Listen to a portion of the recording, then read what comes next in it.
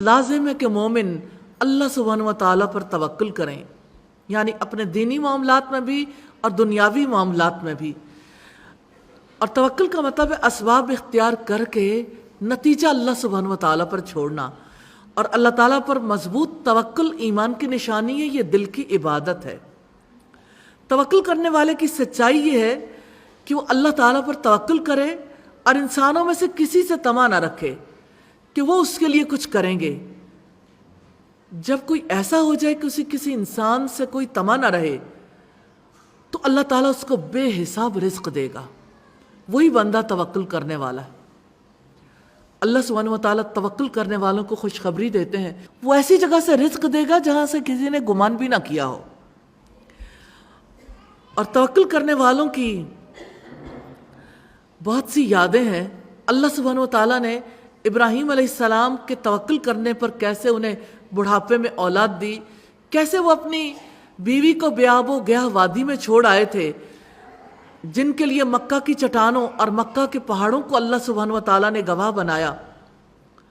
سارے پہاڑ اپنی جگہ پر ہیں، انہی پہاڑوں کے درمیان ایک تنہا عورت یہ کہتی بھی سنائی دیتی ہے جب اس نے اپنے شوہر سے پوچھا کہ مجھے کس کے حکم سے یہاں چھوڑے جا رہے ہو، اور ابراہیم علیہ السلام نے سر جھکا دیا، کوئی جواب نہیں دیا۔ تو سیدہ ہاجرہ نے سوال کیا، کیا اللہ سبحانہ و تعالیٰ کے حکم سے مجھے چھوڑے جا رہے ہو؟ اس پر سیدنا ابراہیم علیہ السلام نے ہاں میں سے جواب دیا۔ تب وہ کہنے لگی لا یضیعن اللہ ابدا، پھر اللہ ہمیں کبھی ضائع نہیں کرے گا۔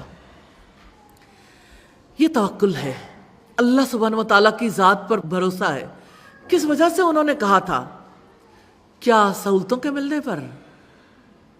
کیا فیسلٹیز ملی تھی؟ بہت سا مال مل گیا تھا؟ کیا وہ اطمینان سے رہتے تھے؟ کیا کھانے پینے کو ان کے پاس وافر رزق تھا؟ پھر انہوں نے کس چیز پر صبر کیا؟ شوہر سے جدائی اور تنہا رہنے پر، جہاں نہ پانی تھا، نہ کھانے پینے کے انتظامات تھے، نہ سبزہ تھا، نہ سایہ دیوار تھا، نہ کوئی چھت تھی، نہ کوئی جاندار، نہ کوئی وحشی جنگلی جانور، نہ کوئی پرندہ۔ ایک تنہا عورت کا یقین اور توکل اپنی ذات پر اتنا بڑا ہے کہ وہ پہاڑوں سے بھی بلند ہے۔ وہ کہتی ہے اللہ ہمیں کبھی ضائع نہیں کرے گا۔ کوئی ان الفاظ کو لکھ سکتا ہے، بول سکتا ہے، دہرا سکتا ہے، لیکن اپنے آپ کو ذرا اس مقام پر رکھ کے دیکھیے، اتنا سکون، اتنا اطمینان، یہ ہے اللہ سبحانہ و تعالیٰ پر توکل۔ کوئی عورت ایسی ہو سکتی ہے، کوئی انسان اپنے رب پر ایسا توکل کر سکتا ہے۔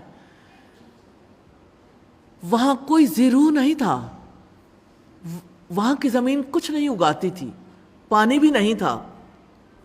اللہ سبحانہ و تعالیٰ نے ان کے توکل کا کیسا صلہ دیا۔ آج جس زمزم کو آپ نے پیا ہوگا، یہ زمزم کا چشمہ اسی توکل کی وجہ سے انہیں عطا کیا گیا۔ کون ہے دنیا میں جو مسلمان بھی ہو اور جس نے زمزم نہ پیا ہو؟